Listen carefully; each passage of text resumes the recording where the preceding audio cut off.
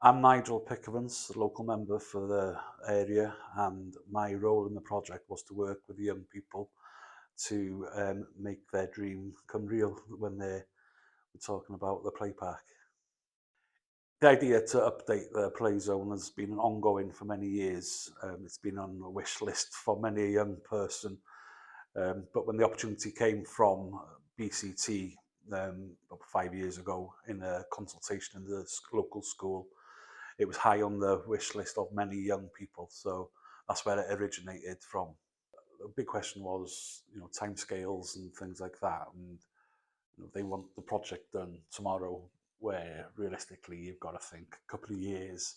It was hard keeping them energised and positive for so long, especially when it took so long for the permission to carry out the project came.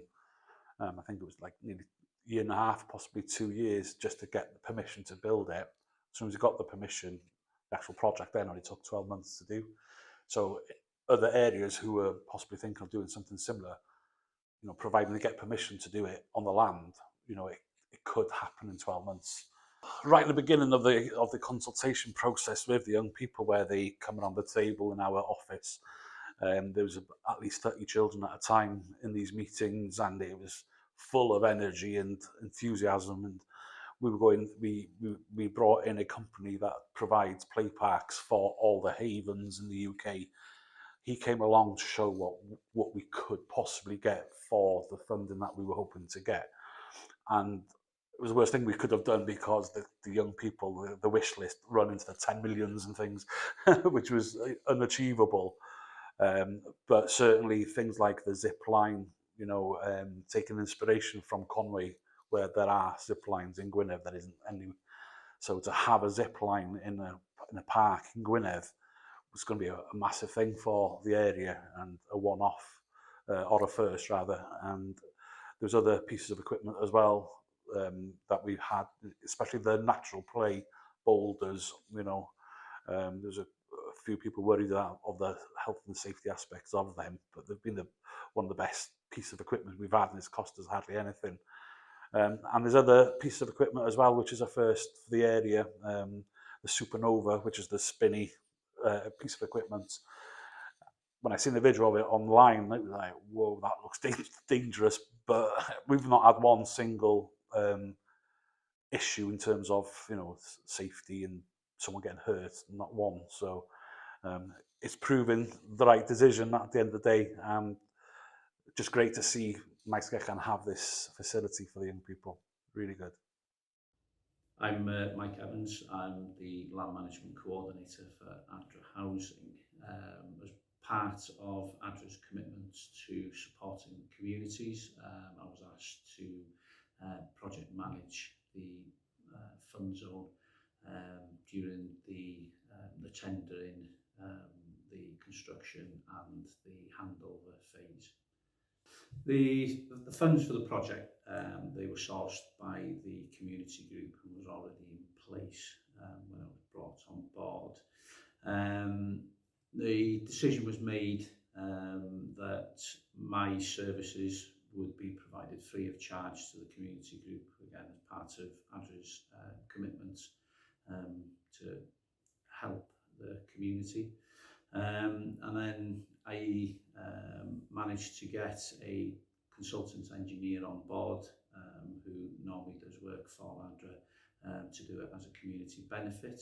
So the whole design, the technical design for the project was carried out for free by Cavan Consulting Engineers. The original design was put together by the kids on the estate. So when we took the scheme over, we had a number of drawings that had been done in the workshop with the kids with what they wanted. Obviously, a lot of them was similar, but there were quite a few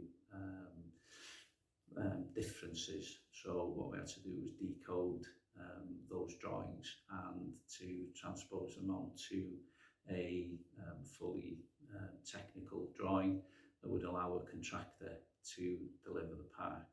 As part of the affordability, we used in our in-house procurement system, where the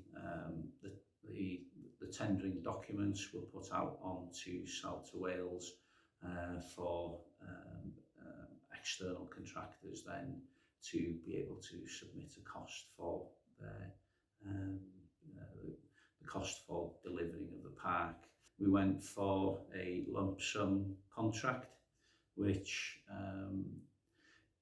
is basically an agreement between the client and the contractor for a lump sum price, rather than going out on a schedule of works where everything is measured. You've then got a risk that things get mismeasured, things get missed. So your tender costs can increase, but by going out for a lump sum price, the risk and the onus then sits with the contractor rather than the client. Yes, the original fee predominantly comes out a little bit higher than what you would as under a schedule, but you've got that lump sum end price. So unless things go catastrophically wrong, that is the price that you pay. The successful contractor was Tom and James Construction, again, another local contractor who does a lot of work for Adra. And you know, with the issues with COVID that occurred during the construction phase, we came in at the lump sum price. The site's currently maintained by North Wales Housing. They've got it on their maintenance schedule, so I think the grass is cut on once a month. They do a litter pick. They are also responsible for the monthly visual inspections on the equipment, and then the annual safety inspection. It was important for me and my colleagues that this was delivered by the young people for the young people, and it was led by the young people as well. And even though young people don't like, a lot of the young people didn't like the meetings, because amongst the exciting stuff, there was still the boring things we had to discuss as well, but they understood it had to be done. So we held a number of meetings over 3 years. There must have been at least 20 meetings that we had. And these meetings were there to talk about the park. And what they didn't realise is, as well as talking about the excitement of getting a new park in Bangor or in Maesgeirchen, they were also getting educated about ownership and looking after the park, policing the park and making it their own. And I think they got so much joy from that. And as a result, even now, going on 3-5 years later, they see it as their park, and the younger children now are going there with their big brothers, and their big brothers and sisters are saying, we were part of this development. And there's photo evidence in the park where we got display boards explaining about the project where the young people were involved.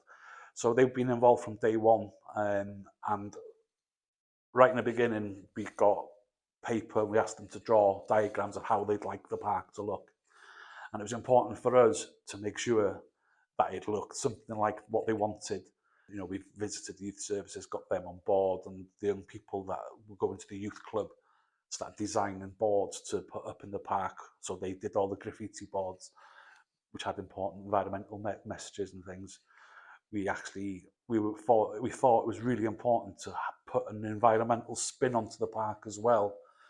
So we got some wildflowers planted there, we got some herb planters there, and we educated the young people on that side of it. So it wasn't just all about fun and play, it was about education as well.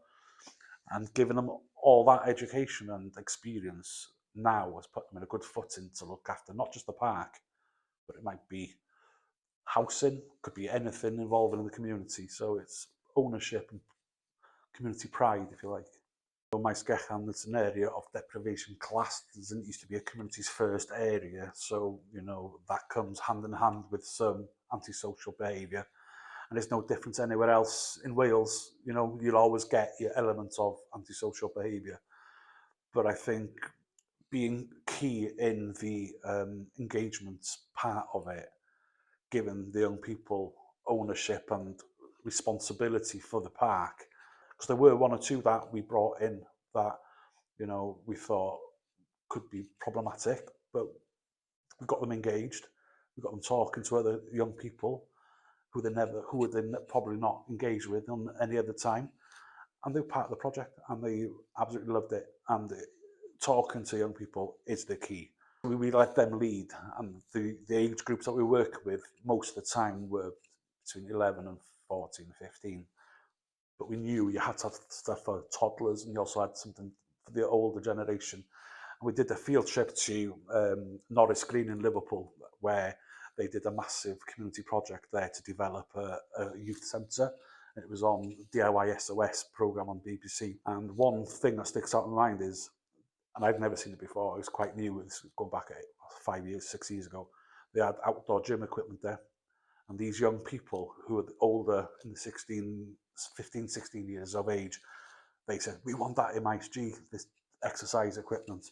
I was like, well, yeah, you got to promote health and fitness to young people without having to join gyms that people can't afford to join. So that was an important aspect that we wanted part of this project. Personally, I think the social aspect of it has been a massive thing for the community, because this day and age people don't talk. Not enough people talk, not enough people socialise, and unfortunately they don't get the opportunity to, because people have got busy lives. Obviously COVID had a massive effect, and we were lucky this was towards the end of COVID that this project happened. But you know, to see people just go into the park, because our office is based across the road from the park, and I watch them, and it's just nice. People just go in there to chat. They take the children there to play, but the parents just chat about all sort of things, and you know, having that opportunity is just fantastic. And you know, getting them to talking, because people don't talk anymore, and socialise. So it was really good, just to see families having picnics there. So I think the social aspect of it, you know, whereas before the project, some of the people would use the park, but they wouldn't see it as, oh, that's where we go to have a chat.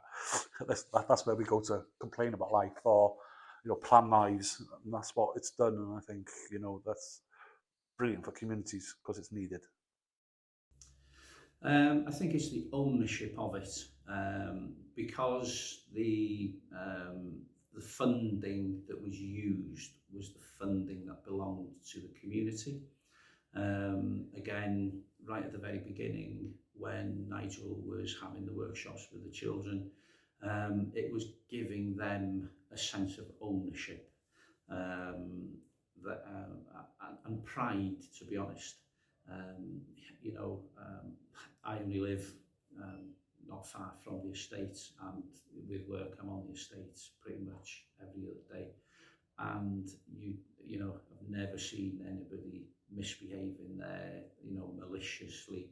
Yes, there's, you know, high spirits when their kids are running around, but there's, you know, the park's been there for a couple of years now, and I don't think any of the, you know, any item in the play area has been, you know, negligently vandalised. So, and also as well is that, you know, there's a sense of ownership where people, if they see somebody dropping a bag of crisps, they'll just say, look, you know, there's 2 bins there, man, put it in, it's your park, you know, so just look after it.